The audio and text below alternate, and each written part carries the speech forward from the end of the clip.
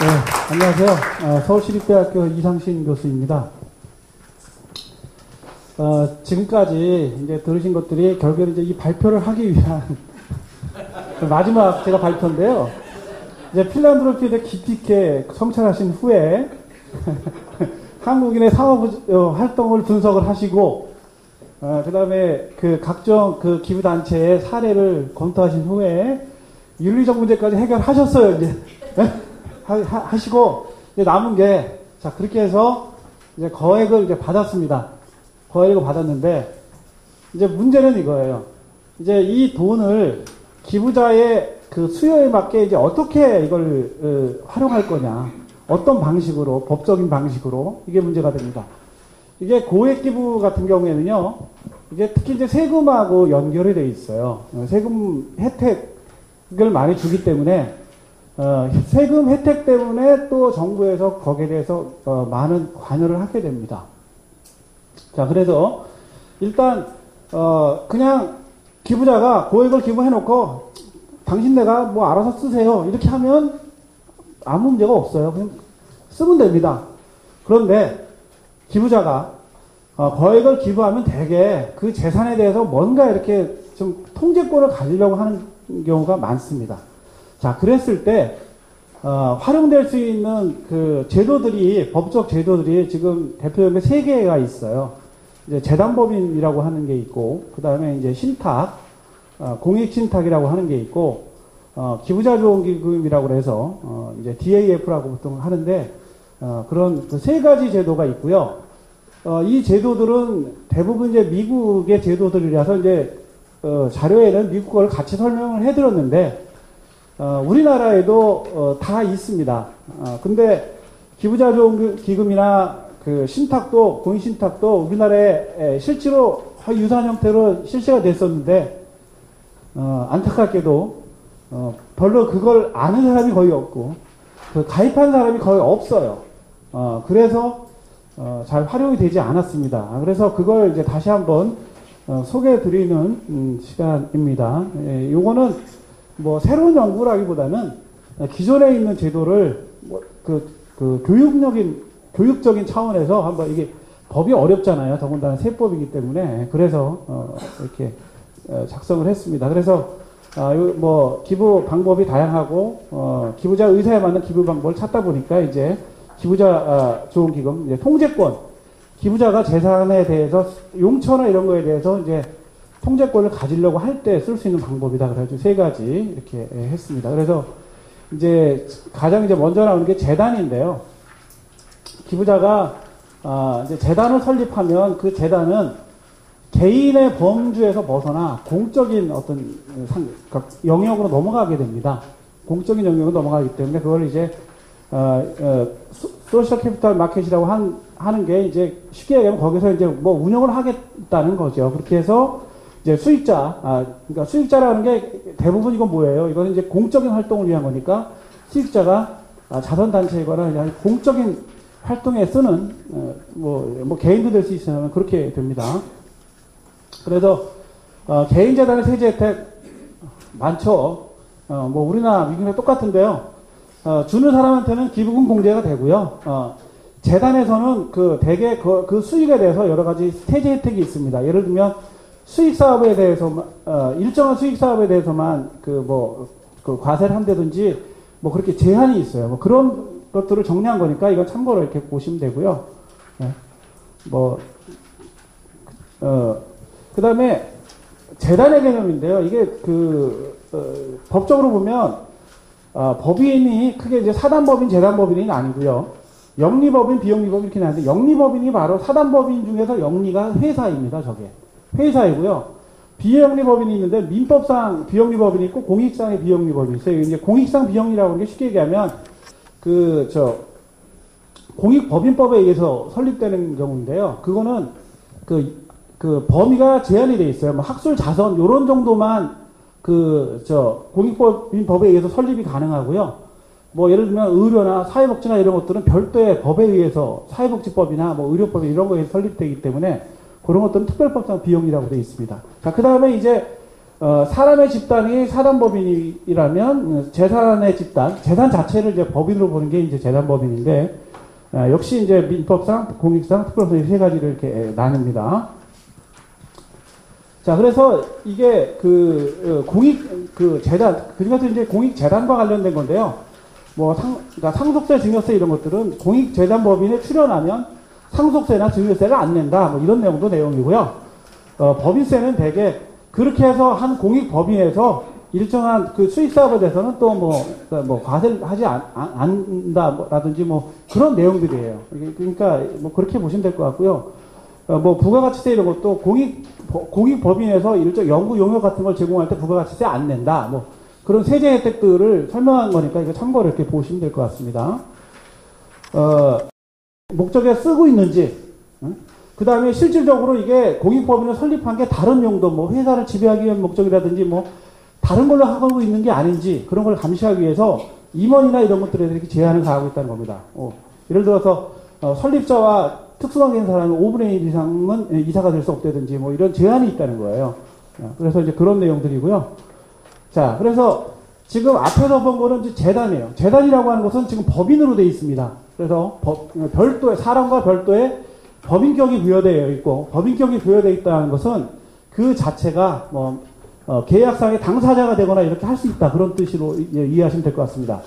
두 번째로 하는 게 이제 신탁인데요. 이게 이제, 신탁은, 이런 겁니다. 내가 좋은 일을 하고 싶은데 못 믿는 거예요. 그러면 내가 스스로 법인을 만들어서 내가 잘 아는 사람을 거기다 이사 이렇게 심어놓고 걔로 하여금 공익사업을 하게 하는 게 재단입니다. 그런데 재단의 단점은 뭐냐면 돈이 들어요. 유지 관리하는데 돈이 많이 듭니다. 여러 가지 제약도 많고 그 다음에 재단을 설립하기 위해서 일단 큰 돈이 필요해요. 아주 큰 돈. 아주 큰 돈이 필요합니다. 자, 그런데 그 대용으로 쓸 수 있는 게 바로 이 신탁입니다. 신탁은 CRT, CLT 이렇게 돼 있는데 이건 가장 쉽게 얘기하면요. 내가 죽은 다음에 재산이 공익법인으로 가면, 그러니까 신탁, 자산을 운영하면 수익이 있을 거 아니에요. 내가 수익은 받고 그 재산이 몽땅 다 공익법인으로 넘어가면 CRT입니다. R. 리마인더라 그래서 미국법의 특이한 개념인데요. 그래서 자녀분이 공익법인으로 간다고 해서 CR이에요. 그 다음에 CL은 먼저입니다. 그러니까 먼저 신탁에 맡겨진 재산에서 수익이 나면 그거를 먼저 공익재단에 수익금을 기부하는 거예요. 그리고 내가 죽으면 그 재산은 상속인한테 갑니다. 그게 CLT예요. 자, 그래서 기본적인 틀은 수익자 이런 틀은 기본 틀은 법인하고 똑같은데 그러면 신탁하고 법인하고 차이가 뭘까요? 일단 신탁은 법인격이 없어요. 법인격이 없고요. 신탁은 재산의 소유권이 수탁자에게 넘어갑니다. 그러니까 믿을 만한 사람을 수탁자라고 하는 것을 정해요. 그러니까 수탁자라고 하는 것은 이미 법인으로 돼 있는 거죠. 수탁자는 금융기관일 수도 있고 아니면 단체일 수도 있습니다. 자, 그래서 다른 사람의 어떤 법인을 활용하는 형식이에요. 신탁이라고 하는 것은. 그런데 여기서 나와 있는 공익신탁의 이 유형은요, 순수한 공익이 아니고 사적인 이익하고 공익을 결합한 형태입니다.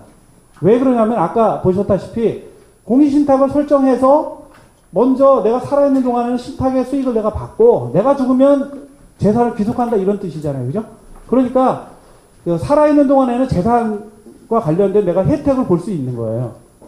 그런 형태이기 때문에 이게 조금 재단에 비해서는 또 다른 장점이 있는 겁니다. 재단은 그런 거는 없죠. 물론 이제 재단은 자기가 이사로 이사장이나 이거 해가지고 자기가 상근이 돼서 또는 자기 후손을 상근으로 넣고 거기서 보수를 받게 하는 방법은 있어요. 재단도.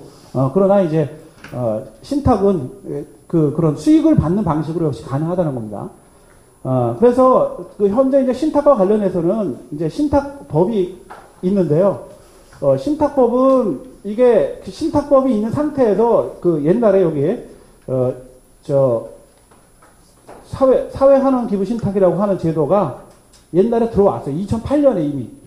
이게 미국 법상의 CRT하고 비슷한 겁니다. 그러니까 신탁을 설정하면 이제 수익은 받고 나중에 죽으면 그 재산이 이제 그 공익재단으로 가는 그런 형태가 들어와 있는데 한 건 됐다고 이렇게 나온 것 같아요. 하나은행에서 했는데 한 건 있었다고 이렇게 돼 있습니다. 자, 그래서 이게 이제 뭐 문제가 많다. 이제 공익법이 공익신탁 설정 근데 왜 한 건밖에 없느냐?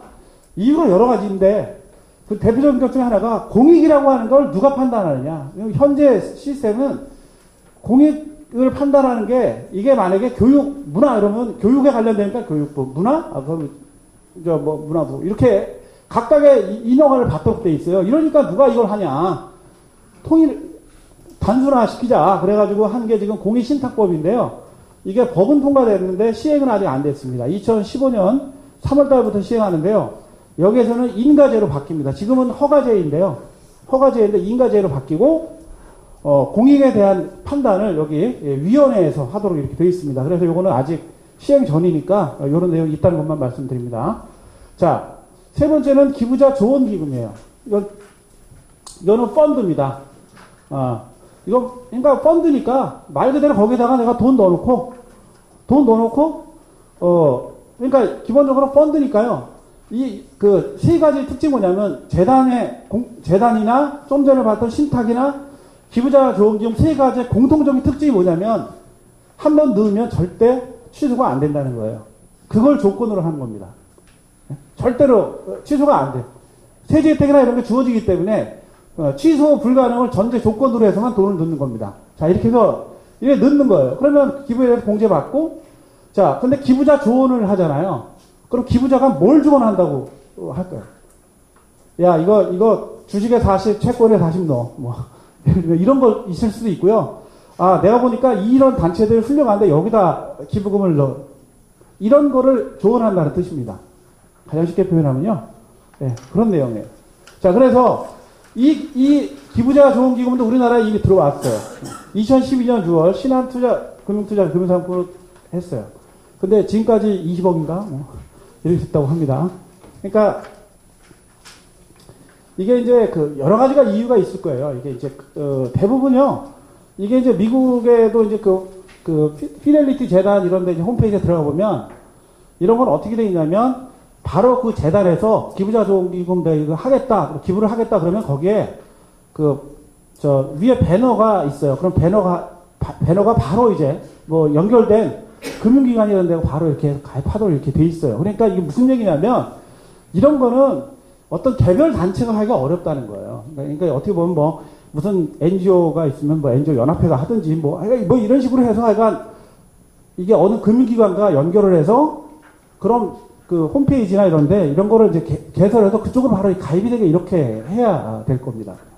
자, 근데 이제 이게 수수료, 금융기관 같은 경우에는 이걸 공짜로 할 수는 없잖아요. 자산을 운용하는데. 그러니까 수수료 결국엔 이런 게 문제가 되는데, 그러니까 규모가 크면 클수록 낮은 수수료 되지만 적으면 은행에서, 그러니까 이런 금융투자에서 이거 할 이유가 없어요.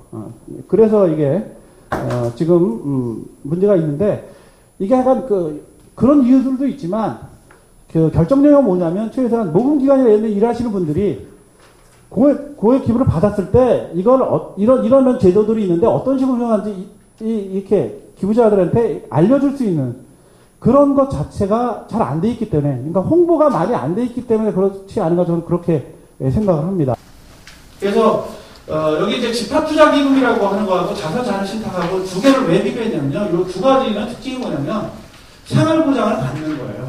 기부를 통해서 그 운용 수익을 통해서 얼마씩 받는 걸 전제로 하는 제도들입니다. 미국에서. 근데 이제 그 집합투자기금이라고 저것도 그 풀인컴 펀드라고 하는 건데요. 그 펀드인데 어차피 저거는 액수가 적어요. 보시면 통상 10,000불에서 20,000불이잖아요. 이렇게 할 때. 그러니까 저건 소액 이걸 기부할 때고 신탁은 통상 20만 불 이상이잖아요. 2억 원 이상 할 때 신탁이 유용하다. 미국에서. 그런 내용이고요. 다른 것들은 뭐, 이렇게 다 이렇게 보시면 되는데, 제일 중요한 게 이겁니다. 제일 뒤에 보면, 집합, 투자기금에 장래 가족 참여라는 게, 거기에 이제 예를 들면 거기에 뭐, 이름을 붙이고, 빌 게이츠 밀린다 펀드 이렇게 있는데, 나도 붙이면 안 되나. 붙일 수 있다는 거예요. 그런 식으로. 후손도 직접 기부할 수 있다. 그런 내용이고요. 그래서, 그 펀드이기 때문에 설립하는데 돈이 안 든다. 유지하는데 돈이 안 든다. 그냥 여러 펀드 중에서 섞여 있는 것 뿐이니까 그냥 누구 펀드가 이름만 돼 있는 거니까 그런 게 장점이고 자산자산 신탁은 이제 전반에 탄력성이 있다는 게 장점이다. 근데 이제 상대적으로 비용이 더 들겠죠. 펀드보다는 뭐 그런 내용이고요. 그 다음에 이제 DAF하고 이제 재단을 비교할 건데 이건 아까 말씀드린 것처럼 이거는 수익을 얻는 건 아닙니다. 그냥 이제 그 재산을 운영하는 것과 관련된 건데 역시 차이는 비용입니다. 유지비용, 설립 및 유지비용이 재단이 훨씬 많이 들어요. 기부자 조정기금은 펀드니까 돈 안 들잖아요. 그죠? 그럼 아까 좀 전에 봤던 것처럼 큰 재산을 하는 경우에는 재단으로 가야 되고 적은 재산은 이제 DAF로 가야 되는데 지금 전 세계적으로는 저금리 시대이기 때문에요. 그래서 미국에서도 처음에는 재단 설립이 요건을 해서 됐는데 금리가 많이 낮아지잖아요. 실질적 목적 사업이 안 되는 거예요. 그래서 파운데이션에서 DAF로 전환하는 사례가 미국에서도 많이 발생하고 있습니다. 우리나라도 마찬가지예요. 옛날에 장학재단 들어가지고 5억 원을 장학재단 했는데 지금 5억 원 해가지고 1년에 수익이 얼마나 나겠어요? 5년에 5%에도 2,500만 원, 2,500만 원 갖고 재단 그 각종 유지비 하고 이런 거 다 하고 나면 실질적으로 사업이 안 되거든요. 근데 그 몇 년 전에 갔을 때 도교육청이나 이런 데마다 다른데 3억 원, 2억 원 이렇게 해서 재단 설립해준 데도 있어요. 장학재단. 그런 데는 현실적으로 휴면재단입니다. 사업이 안 되는 거예요. 그거 갖고. 그랬을 때는 어떻게 해요? 그런 것들을 이렇게 주호기금에 이렇게 옮길 수 있도록 이렇게 한개 다시 필요합니다. 자, 그래서 여기 여러 가지 장단점을 비교해놨으니까요. 그래서 기부자 조정기금의 특징 중에 하나가 익명기부가 가능하다는 거예요. 재단이나 이런 것들은 다 이름이 드러나게 돼 있는데 DAF는 내 이름을 절대 알리지 마라. 이럴 때 쓸 수 있다는 겁니다. 그래서 이제 이런 장단점을 비교했는데 그래서 결국에는 그 고액의 기부를 받았을 때 이런 그 법적인 이런 제약들이 있어요. 제약들이 있기 때문에 그런 것들을 잘 활용해서 기부자들에게 안내를 해야 하면 좀 더 많은 기부가 이루어질 수 있지 않을까 이렇게 생각을 합니다. 이것으로 발표 마치겠습니다. 고맙습니다.